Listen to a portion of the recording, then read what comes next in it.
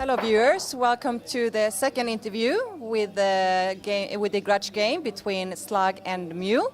Previously Annie did an interview with Barry, and now it's my turn to make an interview with George. Hi George, welcome. Good. How are you going? Good, Kim, good. Good. Okay, so can you tell me a little bit about how this whole grudge thing started? Yeah, what happened was about 5 to 6 years ago, Barry plays in my league, and a few of the boys were talking about, I'm ranked number 2, I'm ranked number 3, and I'm ranked 5. And I looked back and I said, are you guys serious? How can you guys be ranked 2, 3, and 5 when you really can't fire? So I just, I couldn't believe it. So I just said to Barry, I said, mate, if you're ranked number 2 or 3 in the state, and you probably can't beat me, there's something wrong with the game. So he turned around and said, well, I'll play for anything you want. And that's how it started. Was that anything that he wants? Or? Oh, he said anything you want, but, he's a good mate of mine, so, we didn't want to make it, we didn't want to play for a sheep station or anything like that. So, we played for a couple of $100 just to see where he stood and to see where I stood. Old versus new, so to speak. And, and that's history. How'd you go, Barry? Oh, good. So what happened?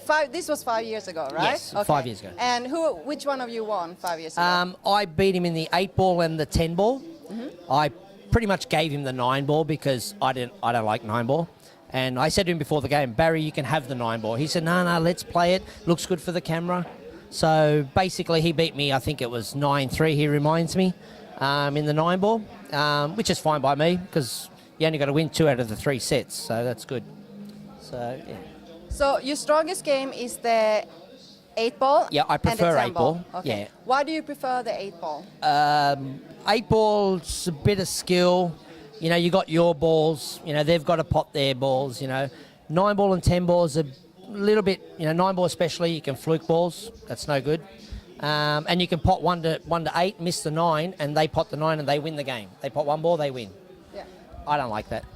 Okay. Yeah. And then again 10-ball, because 10-ball is a little bit more advanced than 9-ball. Yeah, no It doesn't flukes. have too much fluke than comparing to Yes. to 9-ball. But on the other hand, the 10-ball is still, you can clean up an entire frame, miss the 10, he pockets the 10, and...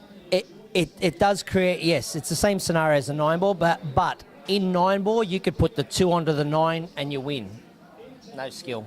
Yeah. You can break, the 9 can jaw, you put the 1 on the 9, you win. That's not skill. To me, that's just, it's like playing poker. It's like playing Luke Hoff. Who's Luke Hoff?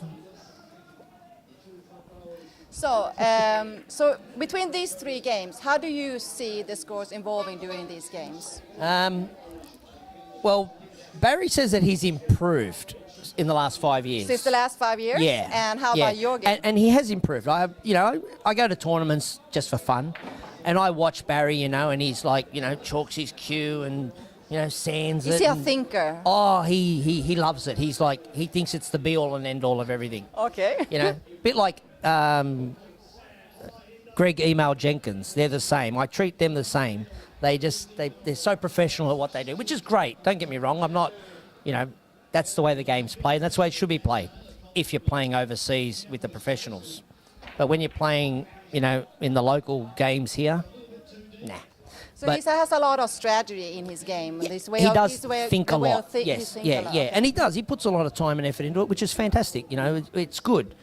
But if I put in that much time and effort, what's the first prize in the World Series, in the World Championships? I don't know, because that's what I'd be winning if I put that much time into it. Yeah. So for the amount of time that these guys put in to their ability, I hate to say it, but yeah, we're struggling big time in this country for pool. Oh, okay. Yeah.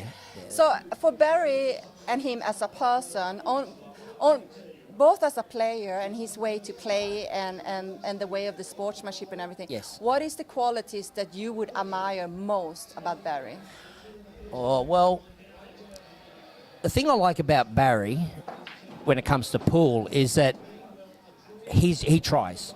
Doesn't matter if he's playing a friendly game with his mate or whether it's the final of a state championship. He'll put in 100%. So is he money gambler or is he a trophy gambler? He just wants glory. He's not a money player. Oh, he's not in it for the money. No, I'd rather pull up in the semi-final and make 4 times more than the winner. Than, so he's not like the rest of us, like we need to win because we actually need the money to survive. Yes, correct. Yeah. Correct. I grew up in a pool hall where I'd play for 30 hours straight, and every game was for money. My best friend would come in and say, "Oh, do you want a game?" I'd say, "How much?" It's my best friend. Doesn't matter. Sean Budd would come in as a kid. How much you want to play for? We'd play for hours and hours on end. We'd end up even, or he'd win, or I'd win. It didn't matter as long as we were playing for money, because there's no glory in winning a match. This game is. See, the funny thing is, pool is like poker. You don't count your wins by how many trophies you have. You count your wins by how much money you have in the bank. So for the money game, there is a code of honor amongst the players, and yes. it's basically, as I understand it, it's because when you're hustling, it's more or less either you have the money and you pay up. There is no coming back later. No, it's not like see you next week. Oh, I'm playing in the 9-ball next week or anything like that. No, it's you win, you win. You lose, you lose. It's not so what, who cares? Or not, or family or not. Doesn't matter. Put the money on the table. Yeah. There's no friends when you're gambling. There's no friends. Oh, well. Yeah, when you're gambling, there's no friends. It's just so, code of honor. There you have it. Code of honor. All right. Money talks and bullshit walks. So, and I asked you about the qualities that you admire the most about Barry. Now, we have to go to the other side also. What is the qualities with Barry that you find that he could need a little bit of improvements on? Wow. All right. Just in regards to pool itself, he takes it too seriously. Money games, take it serious because that's your hard-earned money. And Barry works hard. You can overthink when you're playing. Yeah, exactly. But he puts in, like I said before, 100%, even if it's for fun. You know what I mean? Like it's boring. It's boring to watch a bloke walk around the table and just spend 1 minute, 2 minutes looking at a shot. Just get down, work it out, pot it, play safe, whatever. Okay. Just do what you got to do. Don't bore us. Oh, okay. Yeah. He's very boring to watch. He's very boring. He's very boring to watch. So now I understand that you've been in this game for a lot of years. How many years have you been playing in? Oh, well, competition-wise, what? 30-something years, 33 years or something? 33 years now. This I'm only 21, by the way. Close approximate of his age, but we're not going to go into that. No, I'm 46 years old. I'm not scared. I'm 46 and my eyes are going and I can't see very well. And Barry's, I don't know how old Barry is. What's Barry? He's probably about 40, isn't he? 38 or something. He's getting older too, so, but the main thing is that I've forgotten more than what Barry knows. Okay. Well, that's a good one. So coming back here now, all these years that you're playing, because there was a height about in the 90s of the absolutely best players in the... Yeah. Apparently there was 3 or 4 really good players, and the rest of them, I don't think there was any good ones. But if you're out there, the other 47 of you that never got a mention from Barry, don't worry, yous were still good. In the 90s. In the 90s, there was there was 30, 40 players that are better than Barry. If you have to pick the 3 or 4 top players that you admire a lot back in the 90s, that you kind of look up to as an idol, who would those players be? Okay, number 1 would be Sean Budd. Why is that? He just fluent. I grew up with Sean. We grew up in the snooker room together, just playing anybody and everybody for money. We would play anyone. It didn't matter who they were. Even if they were better than us, it didn't matter. Because A, we had ability, B, pressure, and C, we made that much money playing that if we lost a little bit, who cares? Would you refer him to the old school hustler? Yeah, Sean's young, relatively speaking, but he's been around just as long as me. So he's from the old school. Yeah, there's him. I don't want to name top 3s because there's so many. But you got number 2 would Stuart Lawler, Digby. They're all in. There is no 1, 2, and 3. There'd be George Mariglis. He's one of them. There's a group that would just be in there. Todd Hayward. The list is huge. Whereas you look now, and like Dave Reljic, for example, he's a good player. He's a very good player. But back in the day, before we had these, pockets that would fit 2 balls at the one time, poor Dave. Back then it was the tight pockets. Yeah, right? tighter pockets. So, in the 80s, they were round. They were English style. In the 90s, Amada would start with the square cuts. Yeah. But even then, Reljic and all these players that you see now, they were hopeless. They can't fire because the pockets are too small. You had to have ability to win. So between then and now, this would be the easy kind of pool tables. Easier. I've seen 10-year-old kids run out 5 racks in a row on these tables. Yeah. Where's the skill in that? These are good levelers, these tables. They just make today's players look, they look great. Yeah, I broke and run out. Anyone can do that.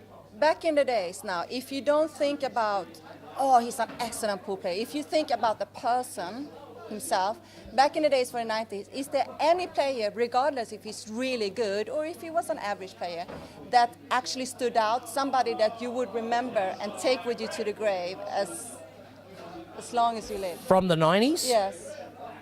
Like a real character and say, yeah, this one is cut directly from the movie Hustler. There's players that I can mention that I love watching. You just watch them and you watch them with a smile on your face. Blokes like Brian Budd, like half of the people wouldn't know who Brian Budd was. But Brian, okay, I'm new here. Okay. So you need to. Well, there we go. Yeah, Brian exactly. Budd's actually Sean Budd's uncle. Watching him play in the old days, it was like having a front row seat to the circus. You got to watch good money matches, and you laughed every third shot because he'd come out. It was just entertaining, 100%. Then you had blokes that were just destroyers like Nick Vasic and Frank Caraberis and blokes that would just come out and blast balls that you think, oh, haha, I've got him safe here, He's got the length of the table shot. He can't screw back the length of the table to get back onto that ball. I've got him. And they just go smash, screw back, check side, and you just think, how do these people do this? This is when I was like young. I'd watch these blokes and I'd be like, wow, There's 50 players I can go through. Probably the top 3 or 4 players today wouldn't have a hope against these blokes. Wouldn't have a hope. And that's the difference between the old and the new. I can't just name 1 or 2. But like I said, Brian Budd entertaining, Sean Budd, the most natural talent I've ever seen in my life.